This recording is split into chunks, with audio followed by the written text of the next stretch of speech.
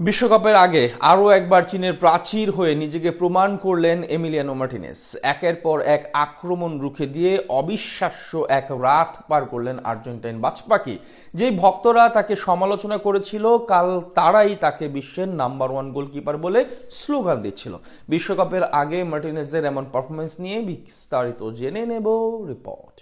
এভাবেও ফিরে আসা যায়? হ্যাঁ যায়। আর্জেন্টাইন গোলকিপার এমিলিয়ানো মার্টিনেজ অন্তত সেটাই দেখিয়ে যাচ্ছেন, খারাপ সময় পিছনে ফেলে কিভাবে কামব্যাক করতে হয়। এই তো শেষ মৌসুমে চ্যাম্পিয়ন্স লিগে পিএসজির বিপক্ষে শেষ 8-এ হেরে যাওয়ার পিছনে অনেক বড় দায় ছিল আর্জেন্টাইন গোলরক্ষকের।